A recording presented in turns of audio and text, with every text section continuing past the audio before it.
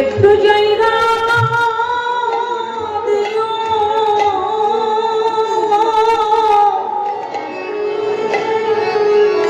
নয়ন জলে চরা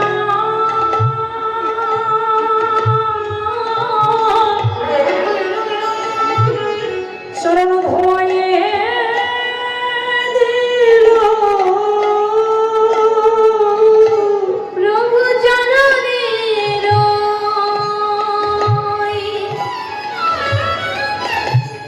এক বাসি জায়গা দিও, আমি নয়ন জলে চরা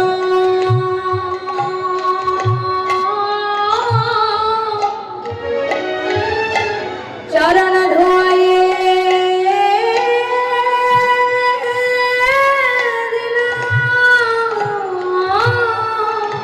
গৌর হরির চরণ দুটি হৃদয় কমলে জড়িয়ে ধরে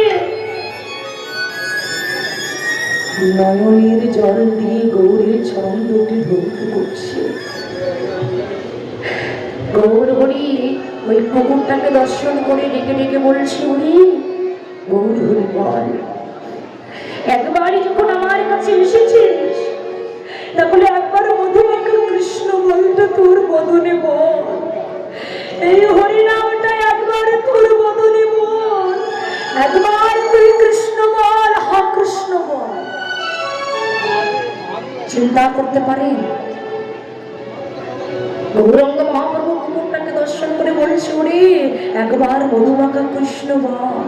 কুকুরটা তার সামনের দুই চরণ দিয়ে গৌরী চরণ দুটি জড়িয়ে ধরে বলছে, দয়াময় পশু কুলে জন্ম দিয়েছ আমার, আমি কেমন করে কৃষ্ণ বলবো, আমি তো কথা বলতে পারি না, আমি কেমন করে তোমার কৃষ্ণ কথা আমার বদনে বলবো প্রভু, আমার বদনে বাক শক্তি নাই, আমি কথা বলতে পারি না। তবে এ জন্মে নাই হলো, বড় জন্মে তো হতে পারে, এ জন্মে আমার হলো না কিন্তু বড় জন্মে তো হতে পারে। দয়াময় তুমি কৃষ্ণ বলতে বলছো, আমি তো পারলাম না, তাই তোমার স্মরণে আমার এই বিনতি, তুমি আবার যদি পাঠাও দয়াল আমার দিও মানব করে, প্রভু আমার যদি পাঠা দয়াল দিও মানব করে, তুমি আবার যদি পাঠাও দয়াল আমার দিও মানব করে, তুমি আবার যদি পাঠাও দয়া দিও মানব করে, আমি মানব হয়ে ভজব তোমার ওই রাঙা চরণ, ওরে আমি মানব হয়ে ভজিব তোমার ওই রাঙাচরণ, আমি মানব হয়ে ভজব তোমার ওই রাঙা চরণ, আমি মানব হয়ে ভজিব তোমার ওই রাঙাচরণ, তুমি আবার যদি পাঠাও দয়াল আমায় দিও মানব করে, তুমি আবার যদি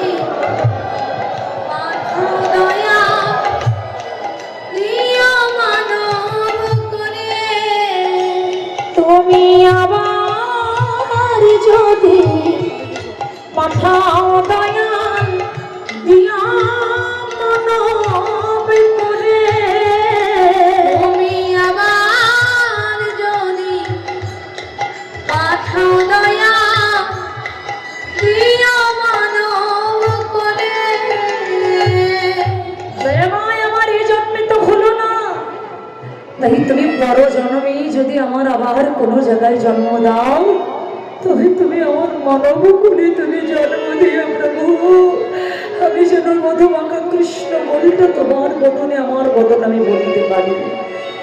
আর যেই না বলেছি বাবা গৌরাঙ্গ মহাপ্রভু, ওই কুকুরটাকে দেখে বলছি একবার যখন এসেছো একবার কৃষ্ণ বলো, চেষ্টা করো তুমি বলতে পারবে, একবার কৃষ্ণ বলো, একবার কৃষ্ণ বলো।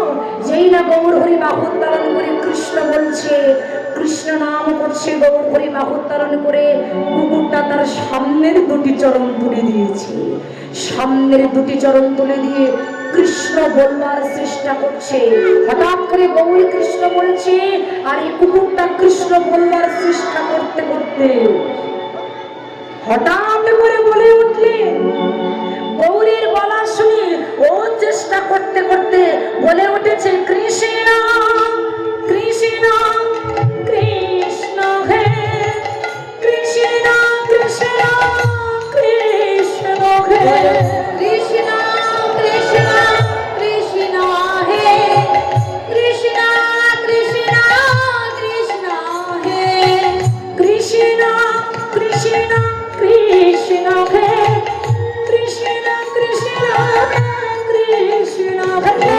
কৃষ্ণ কৃষ্ণ কৃষ্ণ হে কৃষ্ণ কৃষ্ণ কৃষ্ণ হে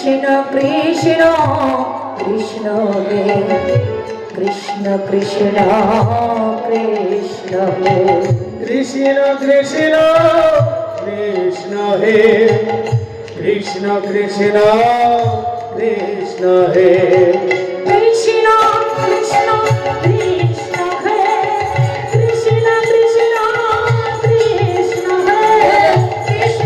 কৃষ্ণ হে কৃষ্ণ কৃষ্ণ কৃষ্ণ হে হরে কৃষ্ণ কৃষ্ণ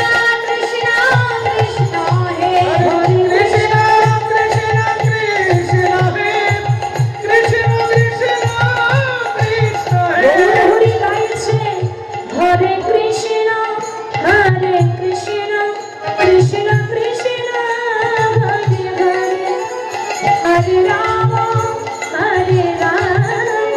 রাম রাম হরে হরে হরে কৃষ্ণ কৃষ্ণ কৃষ্ণ কৃষ্ণ হরে হরে হরে রাম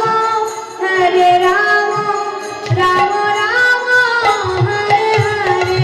ওই গৌর হরি যখন গাইছে বাবা, কুকুরটা সামনের দিকে চরণ তুলে দিয়ে গাইতে লাগলেন। আপনারা সবাই গাইবেন, এই নাম ছাড়া আমাদের মতো কলিযুগের আর কোনো গতি নাই। তাই কুকুর যদি চেষ্টা করে বলতে পারে, আমরা মানুষ করে জন্ম নিয়ে আমরা কেন পারবো না? আমরা সবাই বলবো হরে কৃষ্ণ কৃষ্ণ কৃষ্ণ কৃষ্ণ হরে হরে হরে রাম রাম রাম হরে হরে হরে কৃষ্ণ কৃষ্ণ কৃষ্ণ হরে হরে হরে রাম রাম রাম হরে হরে। যে পশু বলে জন্ম নিলে সে বলছে, আপনারা এখানে বসে আছেন কিন্তু দুটি বাহু উত্তোলন করে কেউ বললেন না। একটু প্রেম দিয়ে ভক্তি দিয়ে সবাই দুটি বাহু উত্তোলন করে আমাদের সাথে সবাই বলুন, এই নাম ছাড়া আমাদের মতো কলিযুগের আর কোনো গতি নাই। তাই সবাই হাত তুলে আমাদের সাথে বলবেন, সবাই দুটি বাহু উত্তোলন করি, সবাই মাইরা সবাই বাহু উত্তোলন করি। হরে কৃষ্ণ কৃষ্ণ কৃষ্ণ হরে হরে হরে রাম রাম রাম হরে হরে হরে কৃষ্ণ কৃষ্ণ কৃষ্ণ হরে হরে হরে রাম রাম রাম হরে হরে হরে কৃষ্ণ কৃষ্ণ কৃষ্ণ হরে হরে হরে রাম রাম রাম হরে হরে হরে কৃষ্ণ কৃষ্ণ কৃষ্ণ কৃষ্ণ হরে হরে হরে রাম রাম রাম হরে হরে হরে কৃষ্ণ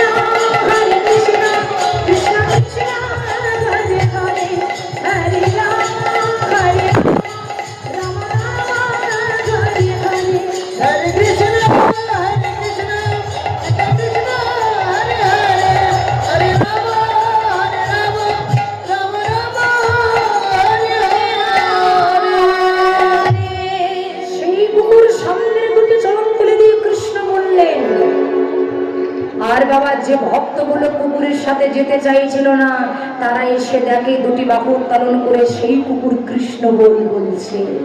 সকল ভক্ত ছুটতে ছুটতে এসে ওই কুকুরের চরণে আছাড় খেয়ে পড়ে চরণ দুটি জড়িয়ে ধরে বলছে, আজকে তুই পশু কুলে জন্ম নিয়ে তোর ভিতরে যে ভক্তি, আমরা মানুষ কুলে জন্ম নিয়ে আমাদের ভিতরে সেই ভক্তি হয় নাই, তাই সকল ভক্ত তার চরণে আছাড় খেয়ে পড়েছে। আর সেই কুকুরটা ওই গৌরাঙ্গ মহাপ্রভুর চরণে পড়ে কৃষ্ণ কথা বলতে বলতে তিনি প্রাণ ত্যাগ করলেন। প্রাণ পাখিটা চলে গেলে, সেই তার প্রাণটা চলে গেলেন সেই ভগবানের নিত্য ধামে।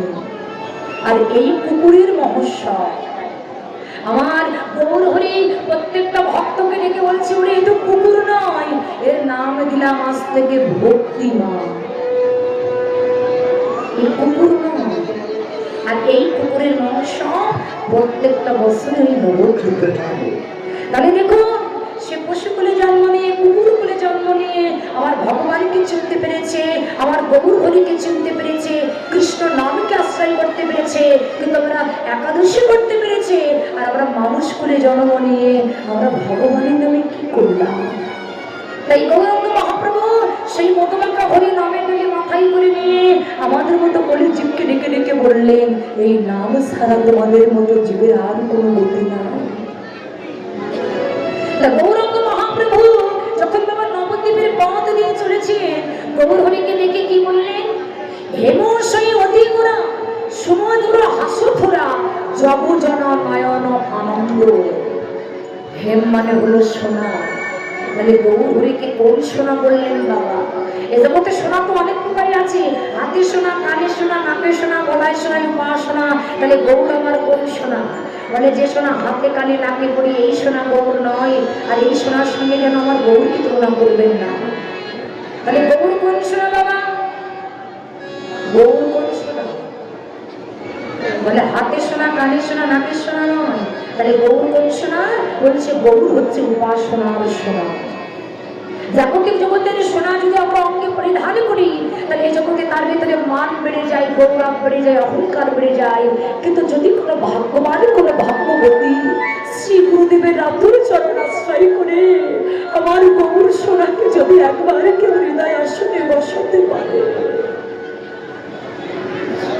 বললেন জাগতিক জগতের সোনা পড়লে তার অহংকার হয়, কিন্তু আমার গৌর সোনা অঙ্গে পরিধান করলে তার সকল অহংকার কমে যায়। তার কোনো মান থাকে না, অভিমান থাকে না, অহংকার থাকে না। জাগতিক জগতের সোনার ভিতরে খাম আছে বাবা, কিন্তু আমার গৌর সোনার ভিতরে খাম নাই। আমার গৌর সোনা হলো খাঁটি সোনা, আমার গৌর হচ্ছে কাঁচা রসের সোনা। জাগতিক জগতের সোনা যদি গলাবার প্রয়োজন হয়, স্বর্ণকার কি করে? সোনার ভিতরে সোহাগা মিশ্রিত করে ওই সোনাটিকে যখন আগুনের কাছে নিয়ে যখন আগুনের তাপ দেয়, তখন আগুনের তাপ পেলে জাগতিক জগতের সোনাটা গলে যায়। বৈষ্ণব কবি বলেছে, শুধু কি জাগতিক জগতের সোনা গলে, আমার গৌর সোনা কি গলে না? কেন বাবা? শুধু কি জাগতিক জগতের সোনা গলে, আমার গৌর কি গলে না? আমার ভগবান কি গলে না? বলছে আমার ভগবানও গলে যায়। তবে কিসে গলে জানো? যারা গলাতে পেরেছে তাদের কাছে আমার ভগবান গলে গেছে, আর যারা গলাতে পারে নাই তাদের কাছে ভগবান কোনোদিন গলে না। যারা অহংকারে বশবর্তী হয়ে এই সংসারে শুধু আমার আমার করে গেল, যারা পরনিন্দা, পরচর্চা করে, যারা পর সমালোচনা করে, তারা কোনোদিন আমার ভগবানকে গলাতে পারবে না। কিন্তু ভগবানকে গলাতে পারে তারাই কারা?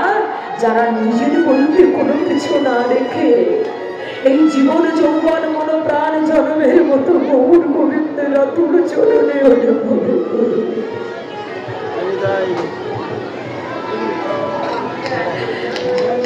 গৌর গোবিন্দের চরণে অর্পণ করে দুই ফোঁটা নয়ন অশ্রু দিয়ে যদি আমার ভগবানকে একবার ডাকতে পারে। কারণ ভক্তদের ভগবান শুধু শুধু এ জন্মে নয়, প্রত্যেকটা জন্মার জন্মান্তরের মতো ভক্তের ভক্তির কাছে আমার ভগবান বলে যায়। বলে যার কাছে ভক্তি আছে আছে, যার কাছে ভক্তি নাই তার কাছে আমার ভগবান নাই। যে ভক্তি দিয়ে ভগবানকে ডাকতে পারে, বাবা ঐশ্বর্য দিয়ে যদি ভগবানকে পাওয়া যেত, তবে রাজা দুর্যোধন সে ভগবানকে পেত। কিন্তু তার ঘরে কৃষ্ণ গিয়েছিল, কিন্তু দুর্যোধন কৃষ্ণকে চিনতে পারেনি। কত অহংকার, অহংকারে বশবর্তী হয়ে দই, সন্দেশ, আঙুর, আপেল ইত্যাদি দ্রব্য এনে কৃষ্ণকে বলছে এগুলো খাও। কিন্তু ভগবান শ্রীকৃষ্ণ বললেন, দুর্যোধন আমি যে বস্তু দিয়ে গ্রহণ করব তার ভিতরে এই বস্তুটা নাই। কি না, সবই আছে, কিন্তু এর ভিতরে তো ভক্তি নাই। ভগবান সেটা সেবা করিনি। তাহলে দুর্যোধন রাজার ঘরে সেবা করিনি বাবা, তাহলে ভগবানের সেবা করেছিল কোথায়? এই পুরো পাণ্ডবদের যিনি দাসত্বগিরি করতেন, যিনি কামাল, যে ভিখারি, যার নাম হলো ভক্ত বিদুর। ওই বিদুরের ঘরে গিয়ে বিদুরের স্ত্রী ভগবানকে কোলের পরে বসিয়ে নিয়ে পচা কলা 7-8 দিন ঢাকা ছিল থলের ভিতরে, সেই পচা কলার খোসা বাহির করে এনে কৃষ্ণের মুখে ধরেছে। কি সেই শ্বাসটুকু না দিয়ে ওই কালো খোসা, ওই খোসা কৃষ্ণের মুখে ধরে বলছে, কৃষ্ণ খাও। তোমাকে তো দেওয়ার মতো আর কিছু না।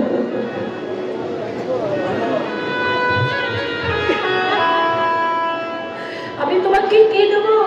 তুমি আমার যতটুকু সামর্থ্য দিয়েছো সেই সামর্থ্য অনুযায়ী আমি তোমার সেবা দিয়েছি। তুমি একবার নিজ মনে সেবা করে দেবো। এতটা জ্ঞান শূন্য হয়ে গেছে বাবা, সেই শ্বাসটুকু না দিয়ে কলার খোসাটা ঠাকুরের মুখে ধরছে, খাও। হে গোবিন্দ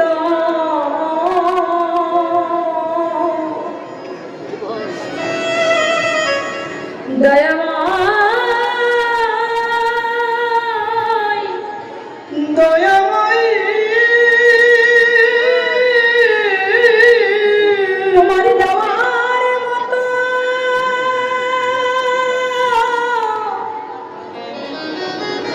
তোমার দেওয়ার মতো আমার কিছু নয়।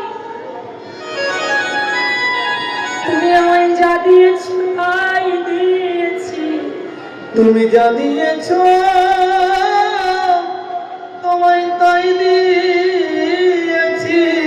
বিদুরের স্ত্রী ঠাকুরকে কোলে বসে নিয়ে পচা কলার খোসা যখন খাওয়াচ্ছে, ঠাকুরও সেটাই সেবা করছে। বলে ওকে আর পচা কলার খোসা সেবা করছে, ভগবান তো সেবা করছে ভক্তের ভক্তি।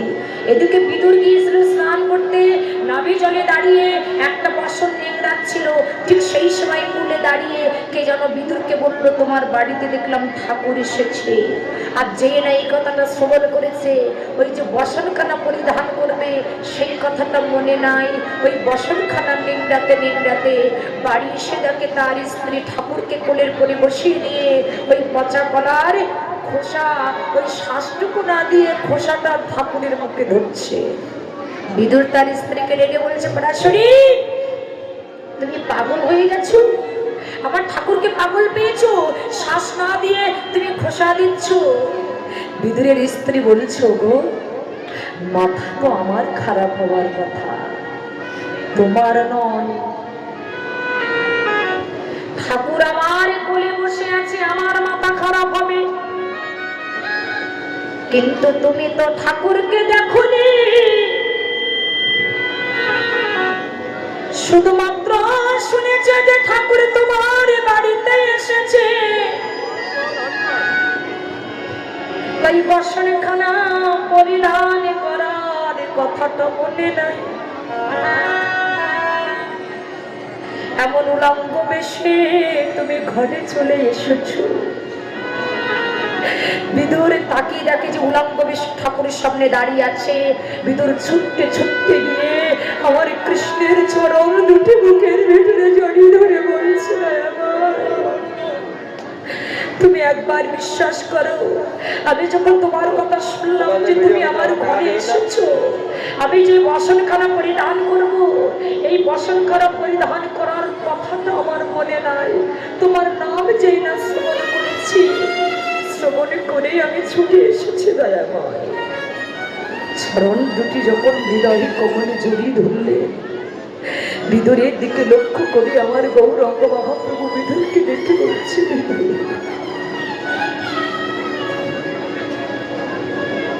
তোর মতো এমন করে জগতে আমার কেউ ভালোবাসে না। তাই ভাবিল তোমার স্থান তো আমার চরণে নয়, একবার আয় ভক্ত সঙ্গ